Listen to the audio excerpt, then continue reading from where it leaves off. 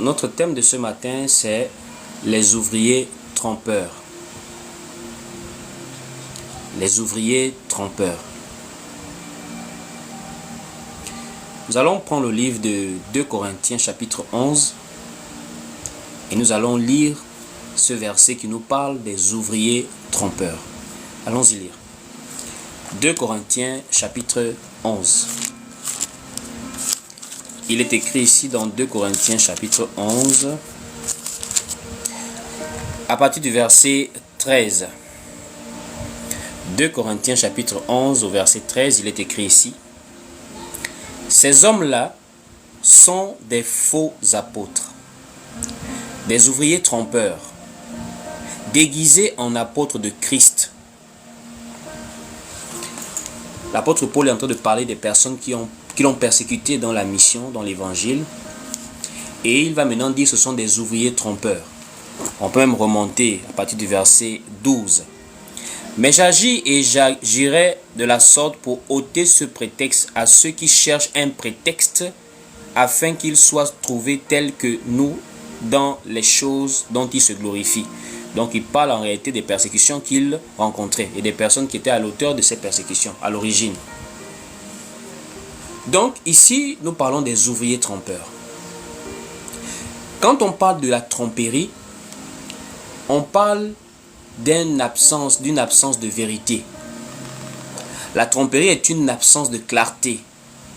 C'est une absence de lumière dans quelque chose. Quand quelque chose n'est pas vrai, quelque chose est flou, quelque chose sème la confusion. Vous voyez un peu? Quand quelque chose sème la confusion, ça crée un peu de la tromperie parce que on ne sait plus exactement comment se retrouver. Et l'apôtre Paul pouvait m'en parler quand il disait: si il y a maintenant un son confus, comment les gens peuvent-ils se préparer? Vous allez remarquer par exemple en Israël, il y avait des trompettes en Israël, puisqu'ils n'avaient pas les téléphones portables comme nous. Donc pour communiquer, il y avait des trompettes. Et les trompettes avaient des sons particuliers. Il y avait un son sans éclat et un son avec éclat. La trompette qui sonnait sans éclat, c'était pour le rassemblement. Donc quand la sonnerie, ou encore quand la trompette sonne, la manière dont ça sonne là, le son qui se sort, alerte le peuple que là c'est pour le rassemblement.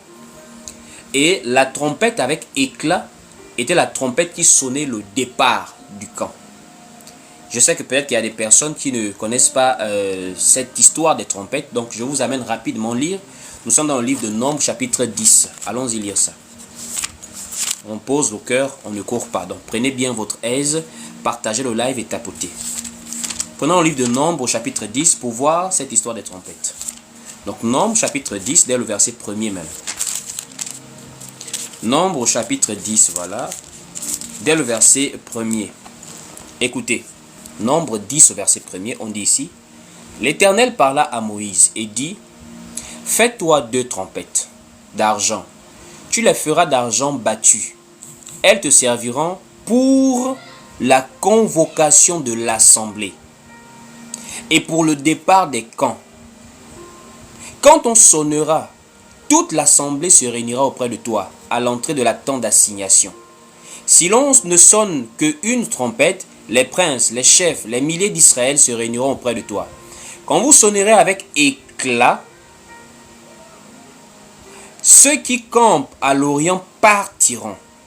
Quand vous sonnerez avec éclat pour la seconde fois, ceux qui campent au midi partiront. On sonnera avec éclat pour le départ. Vous sonnerez aussi pour convoquer l'assemblée, mais vous ne sonnerez pas avec éclat. Donc la trompette avec éclat, c'est quand on part des camps, et la sonnerie sans éclat, c'est quand on se rassemble. Et l'apôtre Paul va en parler également. Il dit: si la trompette rend un son confus, qui va se préparer alors? L'apôtre Paul nous en parle. Allons-y prendre par exemple le livre de 1 Corinthiens chapitre 14 au verset 8. Vous allez comprendre que l'apôtre Paul va revenir dessus. 1 Corinthiens 14 verset 8, le son de la trompette. 1 Corinthiens 14 au verset 8. Regardez comment l'apôtre Paul va maintenant parler de ces sons-là. C'est très important de reconnaître le son. 1 Corinthiens 14, verset 8, écoutez vous-même. Et si la trompette rend un son confus, qui se préparera au combat? Si la trompette rend un son confus, qui va s'apprêter à la chose qui va suivre, au combat? De même, vous, si par la langue, vous ne donnez pas une parole distincte, comment saurait-on ce que vous dites, car vous parlerez en l'air? C'est vrai qu'il parle ici d'un autre sujet, mais particulièrement, le sujet des sons de la trompette revient. Pourquoi? Parce que ça représente l'évangile. La trompette là, le son de la trompette représente l'évangile. Voici pourquoi nous prêchons l'évangile pour l'assemblée. Et il y a le Seigneur qui viendra pour appeler son église. Voici pourquoi on nous parle du son de la trompette lorsque les morts en Christ vont ressusciter. Frères et sœurs, nous vivons actuellement, et depuis même le départ du Seigneur, une grande confusion dans ce qu'on appelle église. Quand on parle des ouvriers trompeurs, vous allez remarquer, c'est comme s'il y avait deux catégories d'ouvriers trompeurs. Puisque notre thème, ce sont les ouvriers trompeurs. Le livre de 2 Corinthiens, chapitre 11, verset 13, nous dit « Ces hommes-là sont des ouvriers trompeurs. » Mais la précision, c'est qu'ils sont des ouvriers trompeurs comment? C'est qu'ils se déguisent en apôtres de Christ. Je l'ai souvent dit, Satan a pour attribut particulier la séduction. C'est un séducteur. C'est un séducteur. Voici pourquoi lorsque l'Éternel avait demandé à Ève, « Pourquoi tu fais cela ?» Elle a dit, « Le serpent m'a séduite. » Voici pourquoi le Seigneur avait averti, « Prenez garde que personne ne vous séduise. » Parce que les ouvriers trompeurs, leur spécialité, c'est la séduction, comme le diable. Et l'apôtre Paul le dit, que cela n'est pas étonnant puisque Satan lui-même se déguise en apôtre de Christ. Allons-y lire quelque chose. Se déguise lui-même. Donc, on est toujours dans 2 Corinthiens 11, verset 14. On relit encore posément. 2 Corinthiens 11, verset 13 à 14. Ces hommes-là sont des ouvriers trompeurs déguisés en apôtres de Christ. Et cela n'est pas étonnant, puisque Satan lui-même se déguise en ange de lumière. Ça veut dire quoi? Ça veut dire, vous allez remarquer, de nos jours en particulier, il y a deux catégories d'ouvriers trompeurs. Il y a ceux qui se distinguent. Ça veut dire qu'on peut remarquer plus facilement que d'autres. Vous allez remarquer vous-même. Il y a des faux prophètes, il y a des faux pasteurs qu'on attrape facilement par rapport à d'autres. C'est-à-dire eux-mêmes, ils ne se cachent plus. Ils vendent les délivrances, ils vendent le paradis, ils vendent le salut, ils font que tomber, beaucoup de choses. Ça veut dire ceux-là, même un nouveau né dans la foi, qui connaît un minimum de doctrine du Seigneur, il reconnaît un faux prophète de nos jours. Parce qu'ils ne se cachent plus. Ils sont dans beaucoup de scandales, et même leur attitude montre qu'ils assument leur position de scandale. Il y a beaucoup de gens là, on sait que lui là c'est un faux pasteur. Lui là c'est même pas un pasteur, c'est-à-dire c'est un plaisantin, ils sont plusieurs. C'est-à-dire quand vous voyez la manière dont ils présentent l'évangile, ils ne cachent pas ça. L'évangile de la prospérité par exemple. Ce sont des gens qui assument être des voleurs. Ils assument être des escrocs. Ce sont des fémanes professionnels. Ils acceptent cela. C'est un peu comme, vous allez remarquer le vol. Prenons un peu le cas général.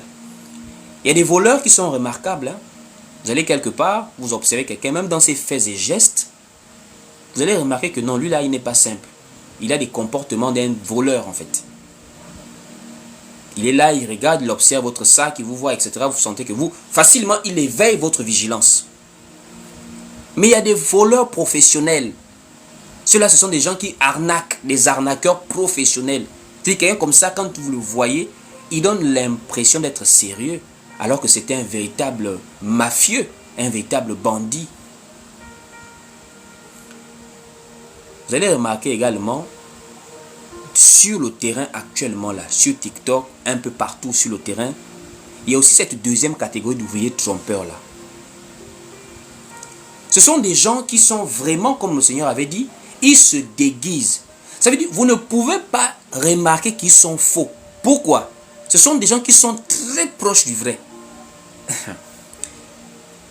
Il y a des gens qui m'ont souvent dit, ah frère Willy, nous on voit des gens sur TikTok qui prêchent comme toi. Ils prêchent bien comme toi, ils dénoncent, ils dénoncent, ils dénoncent. Je leur ai souvent dit, attention à ceux qui ressemblent au vrai. Je n'ai pas dit que c'est moi le seul vrai. Hein. Le vrai, c'est Christ.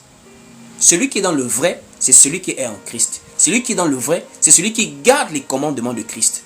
Donc, je ne taxe pas tout le monde de faux pour dire que je suis le seul vrai. Je n'aurais pas la prétention de le dire. Non. Ce que je dis, c'est qu'il faut faire très attention avec des gens qui se rapprochent du vrai, mais qui ne sont pas dans le vrai. Je vais vous choquer ce matin. Est-ce que vous savez que catholiques, il y a des choses qu'ils font là, qui sont proches de nous? Le catholicisme romain a des points dans son enseignement que quand vous écoutez, vous avez l'impression qu'ils sont proches de nous dans la sainte doctrine du Christ, dans l'église du Seigneur Jésus-Christ. Les catholiques romains, si j'ai bonne mémoire, par exemple, eux, ils croient que Jésus-Christ, c'est Dieu fait chair. Hein? Que c'est Dieu le Père. C'est vrai qu'eux, ils ont beaucoup plus le sens de la Trinité. Mais au moins, eux, ils reconnaissent que Jésus, c'est Dieu, mais dans un corps charnel qui est fils sur la terre. Les catholiques romains reconnaissent ça. Alors que les témoins de Jéhovah, par exemple, refusent ça. Donc, un témoin de Jéhovah et catholique romain, sur la question de la divinité du Christ, les catholiques romains sont plus proches de nous, plus proches de la vérité. Vous allez voir des personnes comme ça.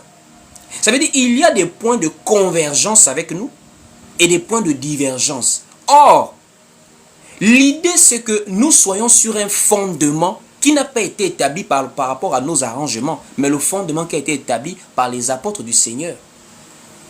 Parce que de nos jours, on choisit maintenant des points de l'évangile qui nous arrangent. Je vais encore vous choquer même plus.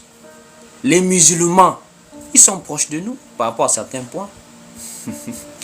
L'éducation de la jeune fille, je vous assure. La soumission de la femme, je vous assure. Quand on observe les musulmans et ce qu'on appelle aujourd'hui les chrétiens, on prend les musulmans. Bien qu'il y ait des scandales partout. Même là-bas aussi, il y a vraiment de la débauche dans certains cas. Mais, je dis de manière générale, s'il faut faire un choix par rapport à la moralité, on prend les musulmanes. Par rapport à la manière dont on appelle les soi-disant chrétiennes s'habiller, se comporter, non, on prend les musulmans. Mais en rien, l'islam et nous sommes proches en termes de salut. Nous, par la foi en Christ, nous croyons qu'il n'y a que Jésus-Christ qui est le chemin, la vérité et la vie. Pas Mahomet. Mais pourtant, il y a des points de convergence. La confusion qui règne aujourd'hui peut emmener beaucoup de gens à se perdre. Faites très attention à ce que vous mettez dans vos oreilles, à où vous mettez vos oreilles. C'est l'oreille là qui a fait tomber Ève. Elle a prêté l'oreille à un discours qu'il ne fallait pas écouter. Et de nos jours, comme on est sur les réseaux, comme on cherche à écouter un peu de partout, parfois on peut tomber sur des personnes qui sèment en nous la confusion. On a l'impression que la personne dit la vérité, la personne dénonce, la personne fait des choses, alors que la personne n'est pas sur le fondement apostolique. C'est le fondement apostolique qui détermine la vérité de quelqu'un qui prêche de nos jours là. Le fondement apostolique. Un jeune homme là m'avait dit une fois, tu sais frère, grand, moi je t'écoute bien, mais Paul a dit ça. C'est pas Jésus. Donc entre Paul et Jésus, moi j'écoute Jésus. Vous écoutez ce que la personne dit. La personne est subtile. Il dit non, ça c'est Paul qui a dit ça, c'est pas Jésus. Donc entre Paul et Jésus, moi j'accepte Jésus. Donc directement, la personne n'est plus sur le fondement apostolique. La personne est sur sa compréhension de la Bible, à lui. Que non, moi j'écoute directement Jésus. Alors que toi tu ne peux pas directement écouter Jésus. Puisque Jésus là, il a parlé à des gens et il les a envoyés pour nous parler. C'est vrai que nous sommes des adorateurs aujourd'hui, mais la passation de l'évangile se fait de bouche à oreille.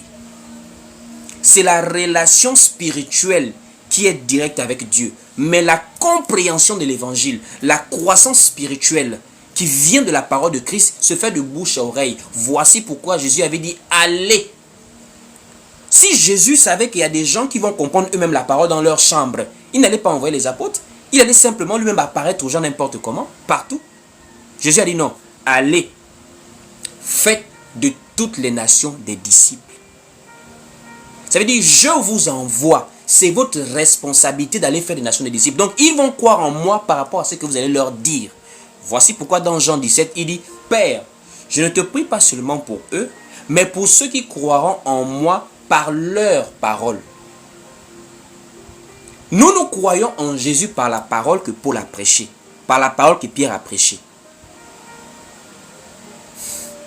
Parce que Jésus a posé le fondement dans ses évangiles. Mais ce sont les apôtres qui nous ont expliqué les détails du message de Jésus. Comment toi, tu veux maintenant prêcher la parole aujourd'hui? Toi, tu veux maintenant croire au Christ aujourd'hui, mais sans passer par le fondement apostolique.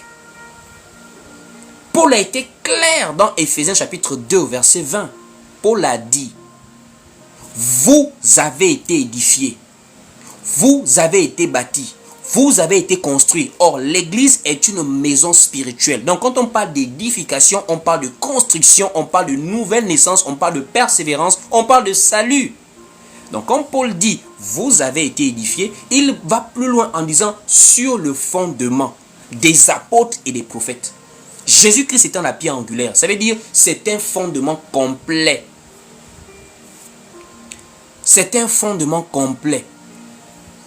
Pour les informations sur l'Assemblée à Libreville, écrivez-moi en inbox. Le numéro est sur ma bio TikTok. Le numéro WhatsApp de service. Donc, le fondement est déjà complet. Il n'y a pas les apôtres qui ont prêché à côté et Jésus qui a prêché à côté pour nous demander de choisir. Tout ce que les apôtres ont prêché venait de Jésus. Ça veut dire, si tu écoutes Paul, c'est que tu as écouté Jésus. Si tu écoutes Pierre, c'est que tu as écouté Jésus. Si tu écoutes Jean et Jacques, c'est que tu as écouté Jésus. Si tu rejettes Paul, c'est que tu as rejeté Jésus. Si tu rejettes Pierre, c'est que tu as rejeté Jésus. Voici pourquoi il a dit, c'est lui qui aura reçu l'un des cieux plus petits. C'est moi qui l'ai reçu. Voici pourquoi j'avais faim, vous m'avez donné à boire, à manger. J'avais soif, vous m'avez donné à boire. Ça veut dire quoi? Celui qui reçoit l'envoyé de Dieu, reçoit Dieu lui-même. Parce que c'est lui que Dieu envoie, dit les paroles de Dieu. Jean chapitre 3 au verset 34. C'est lui que Dieu envoie, dit les paroles de Dieu.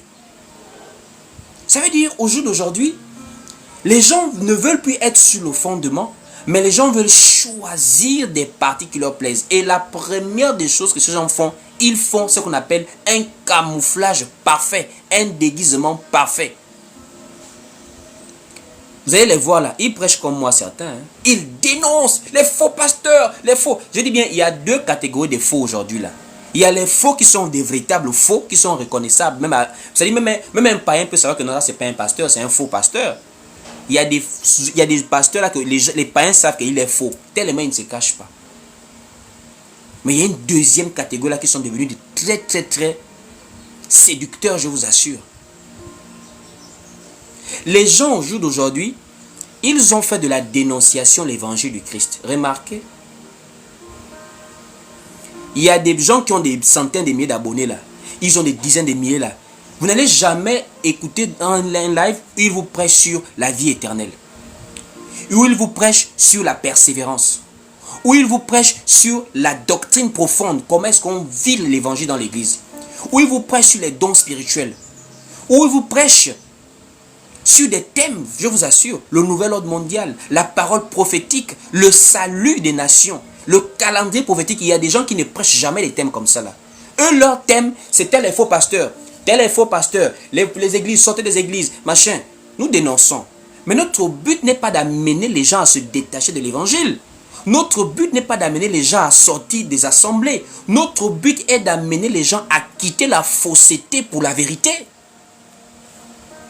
Mais il y a maintenant une catégorie de personnes ici sur TikTok qui sont maintenant des anarchistes. Ça veut dire, ils sont dans l'anarchie quoi, dans le désordre. Sortez des églises, sortez, ils sont faux, ils sont faux, ils sont faux. Mais quand vous observez minutieusement ce que ces personnes elles-mêmes au fond, vous commencez à voir qu'il y a un problème. Il y a un problème. J'ai été invité par un frère là, à Libreville ici, dans une assemblée là, j'ai prêché, tout le monde a aimé la parole. Non, les gens ont demandé le numéro, mais le frère n'a qu'à revenir vraiment, il nous édifie. Et le frère qui m'a invité, ils ont formé un groupe de gens là. Ça veut dire, c'est comme un peu des frustrés quoi. L'autre là-bas sort de telle église. Oh non, le pasteur était mauvais. Le pasteur était mauvais. Le pasteur était mauvais. Et ils se sont rassemblés. Ils ont fait un petit collège d'anciens. Parmi eux, personne ne prêche en réalité. Parmi eux, le frère qui m'invite me dit non, il ne prêche. Je sais qu'il n'y a pas de prédicateurs ici. Voici pourquoi, frère, je veux que tu viennes nous enseigner, nous encadrer. Mais parmi eux, il y a maintenant des gens, ça veut dire, ils ne sont pas appelés à prêcher. C'est vrai qu'ils connaissent la parole à un minimum, mais vous savez, la prédication est une grâce, c'est un don. On ne se lève pas un bon matin parce qu'on est révolté de vouloir prêcher aux gens. Non, sortez des églises, non. Prêcher est un appel. Si tu n'es pas appelé à le faire, tu vas tuer la foi des gens par rapport à ce que tu leur dis. Les gens confondent la frustration d'avoir été avec des faux pasteurs à devenir prédicateur. C'est pas parce que tu es sorti du faux que Dieu t'appelle à prêcher. Et beaucoup sont tombés dans ce piège-là. Comme on a maintenant les comptes TikTok, on a maintenant les Bibles, on lit un peu, on veut venir prêcher aux gens. Le frère m'a dit non, je sais qu'il n'y a pas de prédicateurs parmi nous, viens nous enseigner. On a fait une réunion où je leur ai dit, la base, c'est être d'un commun accord. Et l'accord, c'est pas qu'on s'arrange. L'accord, c'est selon la sainte doctrine du Seigneur. Je voudrais qu'on s'asseye, qu'on parle de la doctrine. On a parlé. Quand le point sur la polygamie est arrivé, il y a un qui s'est détaché. Non, moi je ne suis pas d'accord. Les gens qui prêchent la polygamie, ce sont des bandits.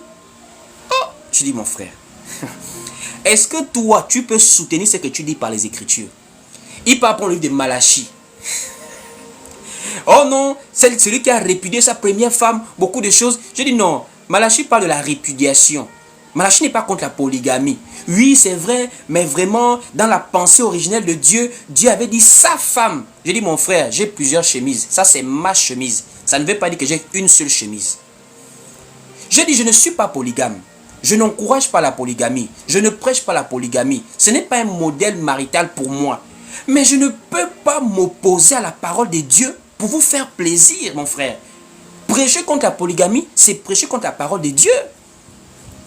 C'est de là d'où le frère qui m'avait invité avait dit non, frère, même moi-même ici, là, je commence à me sentir mal à l'aise. Parce que le frère qui a refusé ce que tu as dit là, lui-même, il veut à gérer l'église avec sa femme. Ça veut dire quoi? Les gens, et pourtant, quand tu les écoutes parler, hein, ils dénoncent les autres. Tel est faux, tel est faux, tel est faux, tel est faux. Tel est faux. Mais si tu pointes du doigt aux autres, Jésus avait dit, ne regarde pas seulement la paille qui est dans l'œil de l'autre, regarde la poudre qui est dans le tien.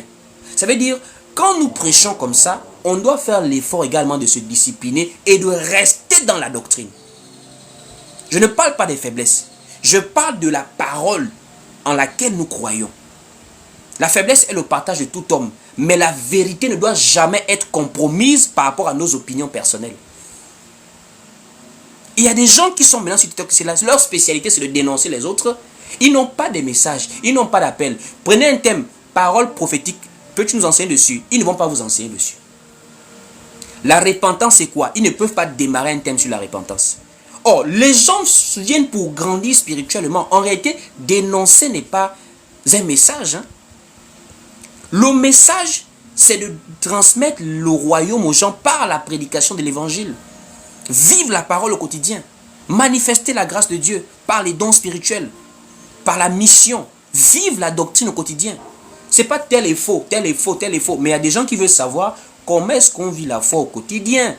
Et il y a des gens qui ne prêchent pas comme ça ici. Leur prédication, c'est de montrer à quel point les autres sont faux, eux ils sont vrais. Et c'est ça qui est dangereux de nos jours. Il y a des frères, par exemple, ici. Eux, ils ne croient pas à la dîme, mais ils croient que la femme peut prêcher. Alors, c'est quand même compliqué, ça. C'est-à-dire, la manière dont ils dénoncent la dîme, là. La dîme, ce sont des voleurs, ce sont des escrocs, etc., etc. Mais la femme prêche. Et ils permettent ça. Pour eux, la femme peut prêcher. Sur quelle base doctrinale? Il n'y a pas de base.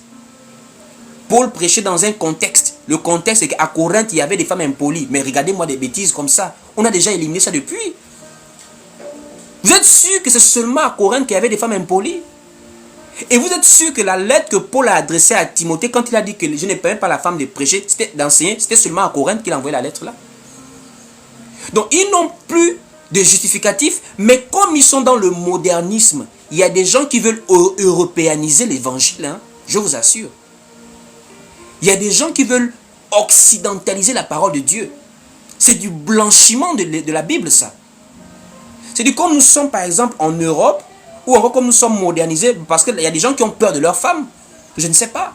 Non, la femme peut... En fait, je ne suis pas convaincu. Quelqu'un m'a dit, frère, je ne suis pas convaincu que la femme peut prêcher. Que la femme ne peut pas prêcher plutôt. Il m'avait dit ça.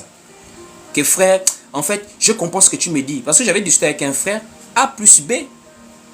Parce que quand j'ai dit, nous on ne prêche pas ici pour humilier les autres. On prêche ici pour délivrer les gens de l'ignorance.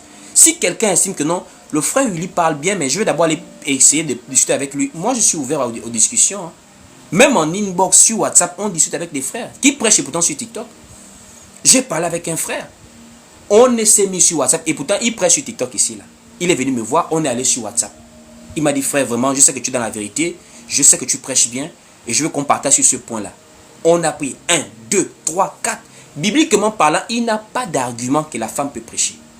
Mais il m'a dit, frère, je sais que bibliquement, tu as tout dit, hein, mais je ne suis pas convaincu que la femme ne doit pas enseigner dans l'église.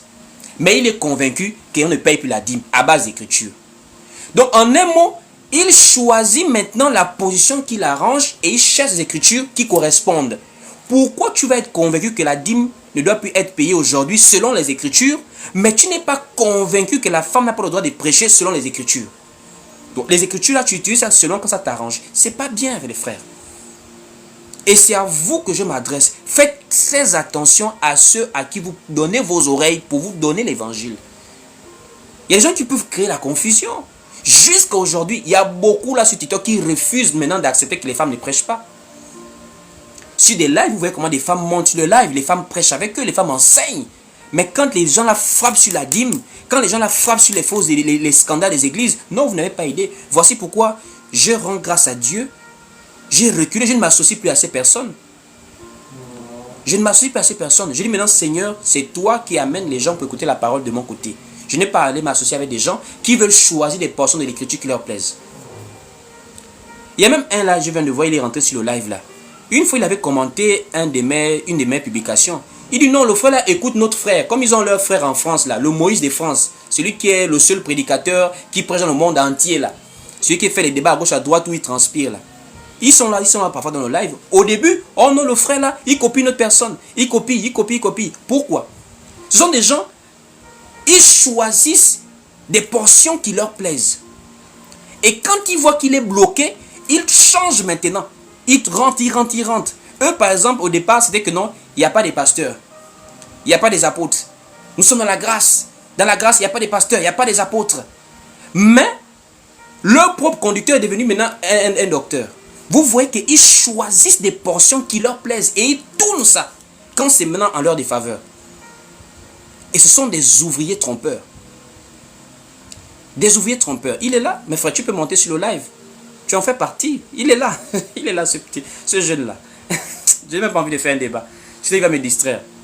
J'ai fait un débat avec plusieurs là. Ils viennent sur me distraire. Donc, ils sont là plusieurs. Ça veut dire, à l'époque, quand j'ai fait l'échange avec ces gens-là, j'étais avec un frère. Il est apôtre. Je suis monté sur le live. Parce qu'ils étaient en train d'acculer le jeune frère que je connais. Il a acculé là, ils étaient plusieurs sur lui. Voilà. Après, je suis monté sur le live. J'ai dit non, les frères. Est-ce que dans l'église, il n'y avait pas de prophètes? Il n'y avait pas de docteurs? Il n'y avait pas des apôtres? Même Paul appelle Timothée évangéliste. Mais vous refusez qu'il ait les dons du ministère de la parole au jour d'aujourd'hui. Mais votre personne là, votre type là est devenu subitement un docteur après. Et ils ont fait rage sur TikTok ici. Un temps, ils ont fait peur aux gens. Ils ont fait peur aux gens. C'est lorsqu'il y a eu des débats qu'on a vu que, c'est comme on dit, c'est un lion en papier. Parce qu'il n'y a pas de force contre la vérité. Il n'y en a que pour la vérité. Il n'y en a que pour la vérité.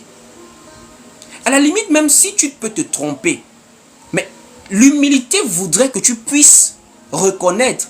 Mais selon eux, le Saint-Esprit ne se trompe pas. Donc, les bêtises que parfois leurs personnes peuvent enseigner là, oh, c'est le Saint-Esprit. Non, le Saint-Esprit ne se trompe jamais. Mais l'humain peut se tromper. L'humain peut se tromper. Samuel, le prophète, s'est trompé. Samuel, le prophète, s'est trompé. Même Pierre, l'apôtre du Seigneur, s'est trompé. Voici pourquoi Paul, étant conscient qu'il y a la partie esprit et la partie chair, Paul, il y avait certaines choses qui disaient, c'est pas le Seigneur, c'est moi qui dis. Quand il sait que la chose n'est pas de la responsabilité du Seigneur, Paul se met maintenant en position pour dire, ça c'est maintenant pour moi. Par exemple, le célibat. Paul n'a pas voulu imposer le célibat dans la doctrine parce qu'il savait que ce n'était pas doctrinal. Paul a dit, je voudrais, pas le Seigneur, je voudrais que tous les hommes fussent comme moi. Parce qu'il savait que là, c'est de sa responsabilité. Parce qu'il avait l'humilité. Quand quelqu'un n'a pas déjà l'humilité de reconnaître que non, il peut arriver à se tromper, il faut déjà fuir ce genre de personnes. Nous, avec le temps, il y a des enseignements parfois qu'on a revus 5 ans auparavant, 10 ans auparavant. Tu reviens, tu regardes, tu améliores, tu travailles, tu recherches la parole, tu recherches l'édification, tu dis non Seigneur, aide-moi à mieux comprendre ce thème. Mais il y a des gens là qui n'ont pas cette humilité. Et ils distillent des bêtises sur TikTok. Jusqu'à même des femmes qui dénoncent maintenant les faux pasteurs. Femmes qui viennent prêcher pour dénoncer les faux pasteurs. Je suis dépassé maintenant. Femmes qui s'élèvent pour dénoncer les fausses églises. Depuis quand toi, tu es appelé à prêcher la parole, ma soeur? Depuis quand toi, tu es appelé à enseigner les gens? Et ils ont des stratégies. Heureusement que le Seigneur nous donne la grâce de pouvoir comprendre leurs stratégies pour dénoncer encore cela. Première stratégie, oh non, la femme peut enseigner, mais sous la couverture de son mari. À l'exemple de Priscille et Aquilas. Quand Priscille et Aquilas ont pris Apollos, ils lui ont enseigné plus exactement la parole du Seigneur. Donc pour eux, quand on dit les gens partent prêcher l'évangile, c'est que tout le monde parle en même temps.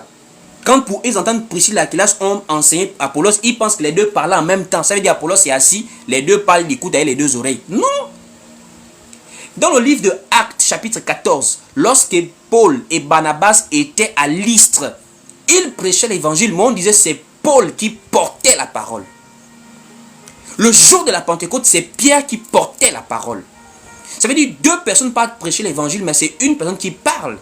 Mais ils partaient en équipe parce qu'ils partaient en mission. Donc il n'y a pas de couverture derrière. La femme n'a pas le droit d'enseigner. Peu importe ce qu'on peut dire. De Genèse à Apocalypse, il n'y a pas un verset biblique qui peut autoriser une femme de devenir apôtre, docteur, etc. Évangéliste, même sur TikTok ici. Donc, premier argument, ils vont vous dire non, c'est sous la couverture de son mari. Deuxième argument qu'ils avaient apporté un temps là, ils disaient non, en fait, la femme n'enseigne pas, elle ne prêche pas, mais elle exhorte. La femme peut exhorter. Ça veut dire non, une petite exhortation. Alors que Paul avait été clair. Quand on parle de prêcher, quand on parle d'enseigner, quand on parle d'exhorter, tout ceci, ce sont des prises de parole dans le don du ministère de la parole. C'est un don ministériel, c'est un don de service dans l'enseignement. Il y a la prédication, il y a l'exhortation et il y a l'enseignement. Et c'est ça que Paul avait dit, que les femmes se taisent car il est malséant à une femme de prendre de l'autorité, de parler dans l'église.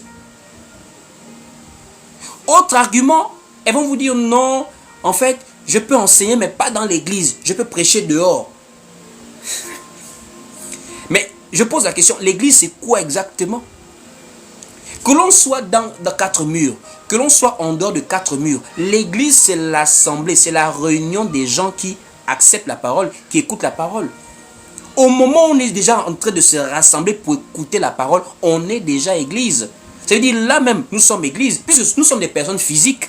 Il n'y a pas un esprit là, nous sommes des personnes physiques, on se regarde là, vous êtes là-bas physiquement, je suis ici physiquement. Ça veut dire, là déjà, nous sommes une église, nous sommes une assemblée. Et là, la femme ne peut pas venir enseigner. Mais vous allez voir, elles sont là sur TikTok, elles ont des abonnés, elles ont des lives, et de toute façon, elles dénoncent. Vous avez l'impression que non, c'est fait que la femme peut quand même enseigner. Ça crée la confusion maintenant chez vous. Pourquoi? C'est parce que les gens se rapprochent de la vérité, mais ils ne sont pas basés sur le fondement du Christ. Ils se rapprochent de la vérité, mais ils ne sont pas basés sur le fondement. Et c'est sur ce fondement que nous devons faire l'effort de rester, frère. On doit refuser ce conformisme-là à devoir maintenant choisir des partis qui nous plaisent. La parole, on ne l'obéit, on ne l'accepte pas à 99%, on l'accepte à 100%. Même s'il y a des moments où on peut avoir des faiblesses. Voici pourquoi je différencie souvent la faiblesse de la parole. La faiblesse, c'est le partage de tout homme. Chacun d'entre nous là peut tomber un jour, d'une manière ou d'une autre. Ça, c'est humain. Nous sommes faibles charnellement. C'est Christ qui est fort en nous. Mais la parole ne doit pas être écorchée. La parole ne doit pas être tordue pour nos arrangements. Même s'il y a une ministre qui vient là, qui commence à me suivre, frère, oui, tu dis la vérité. Même si je sais qu'elle peut faire un don de 1 milliard, je lui dirais, la femme ne prêche pas. La femme ne prêche pas. On ne peut pas corrompre un enfant de Dieu. Autant mieux rester simple, démuni en prêchant la vérité, plutôt que d'avoir des bénéfices pour pouvoir prêcher le mensonge. Et beaucoup sont dans ça. Ils veulent plaire aux gens. Ils veulent plaire aux abonnés. Ils veulent monter la cote des abonnés. Parce que quand la femme est présente, la femme attire de l'audience. Et nous allons rester dans la vérité. Même si ça n'attire pas de l'audience. On a arrêté de la faire débat. On va voir les abonnés, des milliers. Ceux qui s'abonnent, c'est ceux qui connaissent la parole qui est prêchée ici. Et c'est à vous que je m'adresse de faire attention à ces ouvriers trompeurs. Les ouvriers trompeurs, il y a des catégories et des catégories. Il y a d'autres qui sont vraiment faux, que l'on reconnaît. Mais il y a d'autres qui se camouflent, frère. Ils se camouflent. Ils font ce qui s'était passé avec Jacob et son père Joseph. Lorsque le Seigneur dit dans le livre de Matthieu chapitre 7, prenez garde aux loups ravisseurs, aux ouvriers, aux faux prophètes. Ils viennent à vous comme des brebis, mais au-dedans, ce sont des loups ravisseurs. Jacob avait fait ça avec son père. Vous pensez que Jacob avait volé la bénédiction d'Ésaü comment? Vous pensez que Jacob avait volé la bénédiction d'Ésaü comment? Ésaü était velu, il était très poilu, et pas Jacob. Et donc, quand sa mère fait maintenant le plan pour aller voler la bénédiction, Jacob a peur que mon père peut me reconnaître et puis me maudire. Mais Rebecca lui fait comprendre que non, ton père n'a plus une bonne vision, il ne voit plus. Donc, ce que tu peux seulement faire pour le tromper, c'est de mettre la peau d'un animal sur tes bras pour que quand il t'appelle pour te toucher, il sente le corps d'Ésaü. Et quand Jacob fait ça, quelque chose avait alerté Isaac. Isaac ne voyait plus, mais Isaac entendait. Isaac entendait. Et quand Isaac entend la voix, il recule, il dit non, ça c'est la voix d'Ésaü. Il dit approche-toi mon petit, approche-toi mon fils. Quand il touche, il dit mais par contre, les mains sont d'Ésaü. Donc là c'est la voix de Jacob que j'entends, mais les mains sont les mains d'Ésaü. Ça veut dire Jacob ne pouvait pas changer la voix, Jacob ne pouvait que déguiser son corps. Et c'est ce que beaucoup font aujourd'hui là. La parole là, ils ne peuvent pas changer ça. Ils ne peuvent que changer les contours de l'évangile. Et le contour que beaucoup de gens ont trouvé maintenant, c'est de se créer une simplicité satanique là. Pour dire non, nous on est simple. On s'habille simplement, etc., etc. Mais les autres sont des faux. Même la prospérité. Moi, je ne prêche pas contre la prospérité. Hein. Je n'ai pas dit qu'un enfant de Dieu ne peut pas être riche. Je n'ai pas dit qu'un vrai pasteur ne peut pas être riche. Ce que j'ai dit, c'est que tous ceux qui ne s'accordent pas avec la doctrine du Seigneur, c'est la fausseté. C'est ce que j'ai dit. Je vous assure, ils sont pleins et ils ont des stratégies là. Une des stratégies encore, c'est la simplicité. Non, nous on est simple. On est simple. Ils ne portent même pas les chemises. Ils ne sont même pas propres. Ils sont tellement négligés. Ils font des lives en t-shirt simple dans leur maison. Non, on est simple. Les autres sont des faux pasteurs. Parce que quoi, ils ont l'argent. Non. Dieu peut te bénir dans la vérité. Dieu peut te bénir dans la vérité. Il faut savoir et bien préciser les choses dans l'évangile. Il ne faut pas aller faire croire aux gens que parce qu'on a de l'argent qu'on est faux. Au ciel, il n'y aura pas que les pauvres qui iront au ciel. Il y a des riches qui seront au ciel. Il a été multimillionnaire sur la terre, mais il va au ciel aussi. Abraham n'était pas pauvre. David n'était pas pauvre. Salomon n'était pas pauvre. On a Joseph d'Arimathée, il n'était pas pauvre. Donc il faut faire attention. Il ne faut pas créer une sorte de sainteté fabriquée pour pouvoir maintenant avoir de quoi critiquer les autres n'importe comment. Ce que nous dénonçons, c'est tout ce qui est en désaccord avec l'évangile du Christ. Que tu sois riche, que tu sois pauvre, grand, petit, concernant l'évangile, notre appui, ce sont les apôtres. Ce sont les apôtres. Ce n'est pas l'époque moderne qui détermine l'évangile que les gens doivent prêcher. Ce n'est pas l'époque moderne. Et ça, il faut que les gens vraiment puissent faire attention à cela. Ils prêchent contre l'argent au lieu de prêcher contre le vol. Vous voyez la différence maintenant? Ils prêchent contre l'argent au lieu de prêcher contre le vol. Le vol, c'est le fait de vendre l'évangile qui nous a été donné gratuitement et que le Seigneur avait dit vous donner aussi gratuitement. Eux, ils confondent ça avec l'argent lui-même. L'argent n'est ni bien ni mal. L'argent n'est qu'un outil qu'on utilise. C'est l'amour de l'argent qui est mauvais. Mais la nécessité de l'argent est utile pour beaucoup de choses. On prêche ici, c'est parce qu'on a des moyens qui nous permettent de nous connecter. C'est pour cela parfois on fait des appels aux dons volontaires et libéraux. Ça ne veut pas dire que c'est maintenant l'argent qu'on va aller dénoncer, que non, l'argent est mauvais. C'est le vol. Ça veut dire toute délivrance payante. Faire payer l'évangile, faire payer les séances d'entretien. Tout ce qu'on monnaie dans l'église, c'est du vol. Parce que l'évangile est gratuit. On conduit le peuple de manière gratuite. Mais le peuple aide parce que le peuple se sent corps avec Dieu. On donne dans l'église par la libéralité et la responsabilité de participer à l'œuvre de Dieu. Pas parce qu'on nous a forcés. Ça ne veut pas dire que si l'homme de Dieu est béni, c'est que c'est un voleur. Ça veut dire qu'ils sont maintenant en train de tordre l'évangile d'une manière dangereuse, là, ces gens-là. C'est d'une manière dangereuse qu'ils tordent l'évangile. Ça veut dire que demain ou après-demain, si j'ai un jet privé, c'est que je suis devenu aussi un voleur. Non. Il faudrait que si je sois enrichi, que la bénédiction qui vienne, elle vienne de Dieu, sans que je n'ai volé ni menti à qui que ce soit. Si quelqu'un veut donner volontairement, c'est lui-même qui a béni la parole. Je ne l'ai pas forcé, je ne l'ai pas menti pour qu'il me donne quelque chose. Ça encore, il faut maintenant bien expliquer ça aux gens. Il faut expliquer ça aux gens. Même l'affaire des conducteurs dans l'église, ça encore, c'est un autre point que beaucoup combattent. Quand j'ai commencé à faire les lives, je les ai trouvés ici sur TikTok, ils étaient pleins. Non, il n'y a plus de conducteurs, il n'y a plus de pasteurs, il n'y a plus de bergers. Nous sommes tous des frères. Personne ne conduit l'autre, nous sommes tous des frères. Je ne comprends pas. Il n'y a plus de pères. Non, il n'y a pas de pères. Non, il y a un père dans la foi. Il n'y a pas de père. Le seul père, c'est Dieu. Je suis venu ici.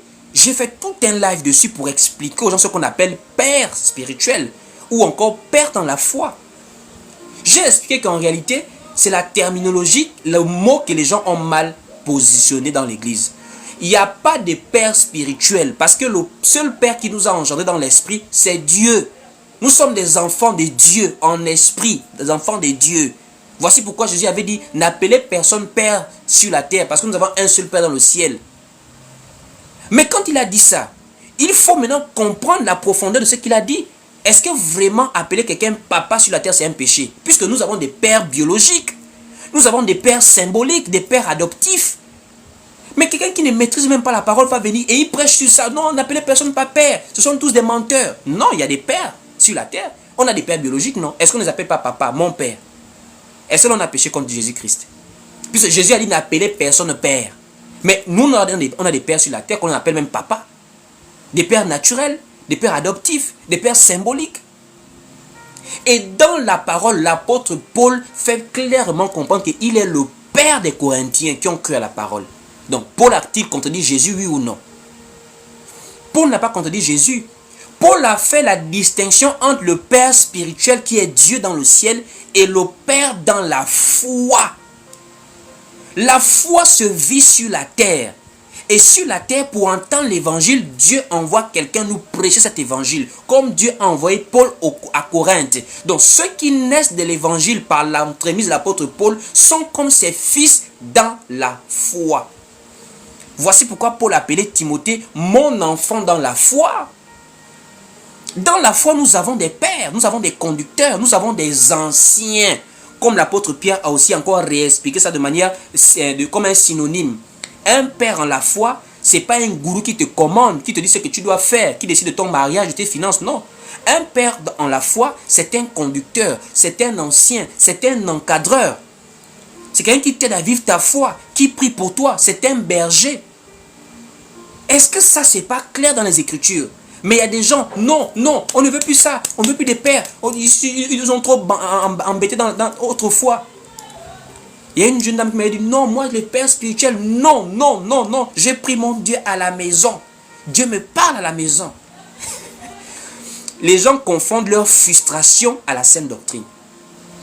Si tu es frustré, demande à Dieu de te guérir de ta frustration. Mais ne viens pas vivre une foi tordue parce que tu ne veux plus accepter ce que les faux prophètes ont utilisé pour t'embêter. C'est vrai, ça fait mal. Nous-mêmes là, on a été des victimes. Vous savez, hein, il n'y a rien de mieux que quelqu'un qui a vécu quelque chose pour vous expliquer la chose là. L'affaire des faux pasteurs qui aiment l'argent là. L'affaire d'être brimé par des faux prophètes, par des faux docteurs, par des faux ouvriers. Il y a beaucoup de faux. Mais on ne refuse pas qu'il y a aussi des vrais dans ça. Ce n'est pas parce qu'il y a des faux prophètes qu'il n'y a pas des vrais. Donc ne confondez pas les frustrations des gens à l'évangile. L'évangile parle des pères en la foi. L'évangile parle des bergers. L'évangile parle des conducteurs. L'évangile parle des anciens. L'évangile parle même des anciens que l'on doit honorer avec double honneur. Le livre de 1 Timothée chapitre 5 au verset 17. Surtout celui qui enseigne, il faut le prendre avec double honneur. Mais les gens sont frustrés. Les gens ont maintenant peur. Et ils amènent leur peur et ils créent des doctrines dans l'église. J'ai encore vu ou encore écouté quelque chose une fois ici à Libreville. Dans l'assemblée où je vous ai dit qu'ils se sont réunis là. Chacun est quitté d'une église. Ils ont formé leur église, leur bâtiment, leur assemblée. Et ils disent là-bas non. Quand quelqu'un n'est pas encore marié, il ne doit pas prêcher la parole. Et le frère m'avait dit ça que non, bon, comme je ne suis pas encore marié, je ne dois pas trop prêcher la parole. Je dis, mais mon frère, ça c'est encore quel faire? Ça c'est encore quel phénomène comme ça là? Ça c'est encore quelle invention comme ça? Donc quand quelqu'un n'est pas marié, il ne doit pas prêcher la parole. Ah bon? Sous prétexte de je ne sais pas quoi là. Même s'il y a des raisons valables, on ne peut pas arriver à des extrêmes comme ça pour dire que si quelqu'un n'est pas marié, il ne peut pas prêcher la parole. Mais c'est gravissime. En fait, c'est gravissime. Jean-Baptiste, Jésus lui-même, l'apôtre Paul. Attendez, est-ce que vous imaginez ce que vous êtes en train de faire comme ça là? Quelqu'un n'est pas même pas prêcher la parole. Non. C'est vrai que peut-être vous voulez ne pas exposer le frère. On peut comprendre cela. Quand tu es célibataire et tu prêches la parole, je vous assure, c'est beaucoup de tentations. Et on reconnaît cela. C'est des tentations, c'est beaucoup de choses. Il y a des réalités en fait. Le mariage aussi peut être, entre griffes, une sorte de couverture pour certaines personnes. Mais tout le monde ne peut pas entrer dans une case comme ça pour dire, si tu n'es pas marié, tu ne dois pas prêcher la parole. C'est un faux évangile ça. Paul même, qui était lui-même célibataire, n'a pas imposé le célibat. Paul a recommandé le célibat pour mieux servir Dieu. Mais Paul a apprécié que non, chacun tient du Seigneur un don particulier. Mais le célibat est même un avantage quand tu prêches la parole. Seulement, si tu trembles, ne fais pas semblant, va te marier. Si tu sais que toi là, affaire femme là, tu ne peux pas trop supporter d'être seul, va te marier. Mais on ne peut pas créer maintenant un peu comme le célibat des prêtres, mais dans la doctrine pour dire non, mais c'est mieux d'abord d'être marié avant de prêcher la parole. C'est gravissime. Ce sont des choses à dénoncer. Que non, ça c'est pas l'évangile du Christ. Si tu veux à la limite conseille les gens pour dire ah les frères, je pense que il serait mieux quand même que chacun d'entre nous, pour les hommes, si quelqu'un est appelé à prêcher, il se marie d'abord. C'est une recommandation, c'est pas forcé. Là encore, on peut accepter une recommandation, une instruction. L'expérience de vie d'un ancien, quelqu'un peut dire, ah moi mon expérience de vie, j'ai vu beaucoup de jeunes frères tomber parce qu'ils sont célibataires, mais ils prêchent la parole. Donc c'est mieux quand même de se marier. Amen. Chacun prend ses dispositions. Mais pas venir faire de ça une doctrine, une loi, que si tu es célibataire, tu ne peux pas prêcher l'évangile. C'est gravissime. C'est gravissime, vous voyez un peu. Donc beaucoup maintenant font quoi? Ils créent des doctrines et leur seul indice pour montrer aux gens qui sont dans la vérité, c'est de critiquer les autres. Ils sont faux, ils sont faux, ils sont faux. Un autre point encore, le point des bâtiments. Je suis maintenant obligé de revenir sur beaucoup de points que les gens peut-être peuvent mal comprendre. Je n'ai pas dit, en tout cas en ce qui me concerne moi, je n'ai jamais dit que être dans un bâtiment c'est la fausseté. J'ai dit, il y a un système qui existe. Le système religieux de nos jours est beaucoup plus appuyé sur les bâtiments. Ça veut dire quoi? La première marque de fausseté du système aujourd'hui, c'est d'abord d'avoir obligatoirement un bâtiment. Et c'est dans le bâtiment là que l'entreprise naît. Voici pourquoi vous allez remarquer, la fausseté est beaucoup répandue dans les systèmes des bâtiments. Je n'ai pas dit que être dans un bâtiment, c'est la fausseté. J'ai dit, il y a un système d'hommes. Ils commencent par la théologie. Ensuite, ils vont vers les bâtiments et ils institutionnalisent l'église. Ils mettent des clergés, ils mettent des groupuscules, des départements, beaucoup de choses. Ils ne font pas attention d'abord à la croissance spirituelle, ils font attention d'abord à tous les contours amenés par l'homme. Mais si on a des moyens, on peut aller dans un bâtiment.